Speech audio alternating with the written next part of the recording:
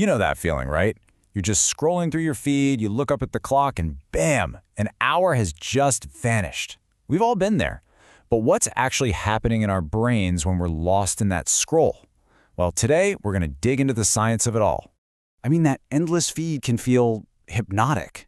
It's almost like you can't look away. So is it just a bad habit, a lack of willpower, or is there something deeper, something biological going on? The latest research is pointing straight to that last one.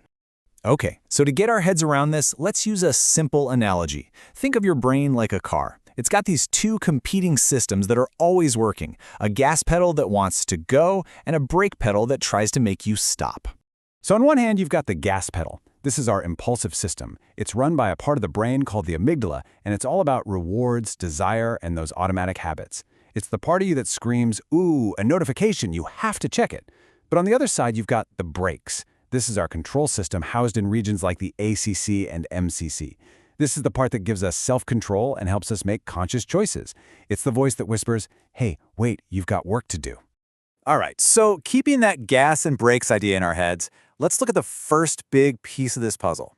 Scientists really wanted to know if heavy social media use was just a behavioral thing or if it was actually physically changing the brain's hardware. And what they found, using MRI scans, was kind of mind-blowing.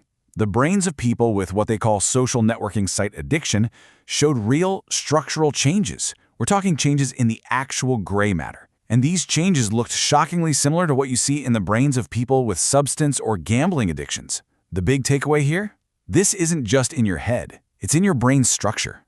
But this is where the story gets really weird. Because while there were a lot of similarities to other addictions, the scientists spotted one major, totally unexpected difference in the brain's anatomy. Okay, let's break this down because this is the key. In both substance addiction and social media addiction, the amygdala, our gas pedal, it actually gets smaller. This is probably a sign of efficiency. It's like it gets trimmed down to become a super fast, lean system for creating powerful urges. Now look at the brakes, the ACC/MCC. With substance addiction, that part also shrinks, which makes sense. It points to a loss of control. But, and this is the shocker, in social media addiction, the complete opposite happens. It actually grows. The volume gets bigger. So what on earth is going on? Why would the brain's brakes get stronger? Well, scientists have a theory for this called the normal adaptation response. The idea is that a healthy brain, when it's suddenly facing these supercharged impulses from that souped-up gas pedal, it tries to fight back. It compensates by literally beefing up its control center, growing the brakes to try and manage all that extra pressure. So that's the hardware, the physical changes. But what about the software? You know, the programming that's running on that hardware from moment to moment. Well, the answer to that comes down to one simple word: cues. And you know exactly what these are. Cues are the little pings, the red notification bubbles, the specific sounds your phone makes when you get a message. They're the little triggers that our brain learns to connect with the reward of a quick social media hit. They're basically the signals that launch the program. And this led another group of researchers to a really critical question. When these cues are all around us, how does it actually change the decisions we make in the moment, especially when there's risk involved? To figure that out, they came up with a pretty clever experiment. They had people play this high-stakes virtual game. It's simple. You see a balloon and you press a button to pump it up. Every pump gets you more money. But with every single pump, the risk that the balloon will pop and you'll lose everything gets higher and higher. You can decide to cash out and take your money at any time. It's a classic test of how we handle risk. Now here's the twist. They had people play the game once with no distractions and another time while social media cues, like little videos, were playing in the background. And the outcome? It was crystal clear. The mere presence of those cues made people take way more risks, popping the balloon a lot more often. But here's the kicker. While this was happening, they were scanning people's brains. And for those who showed signs of addiction to short-form video, something way more dramatic was going on under the surface. In the addicted brain, those little cues set off absolute fireworks. You had reward centers like the OFC and planning centers like the FPA just lighting up. But here's the most important part. The cues made these folks incredibly sensitive to losing. So after they popped a balloon and lost their money, a key decision-making area of the brain, the DLFVC, would fire up like crazy, creating this powerful, overwhelming impulse to take another risk right away. It's a classic loss-chasing behavior, just like you'd see in a casino.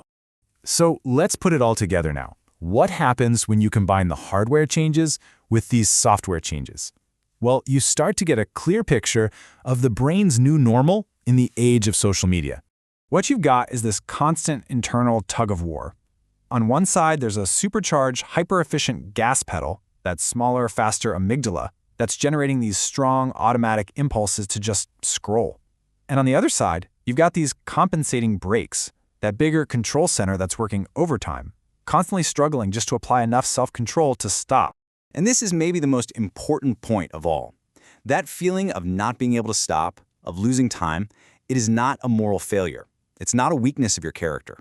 The science is telling us this is a biological adaptation. Our brains are physically and functionally changing to cope with an incredibly powerful new digital environment. So this all brings up some pretty big questions for us, doesn't it? It makes you wonder, is my brain's gas pedal getting stuck in the on position? Are my brakes getting worn out just trying to keep up with it all? And how often are these digital cues all around me pushing me to make decisions without me even realizing it? And really, that leaves us with one last massive question to chew on. We know our technology is evolving at an absolutely breathtaking speed. But what this research shows is that our biology, it's trying to evolve right along with it. And the real question is, in this race between our tech and our biology, who's actually in the driver's seat?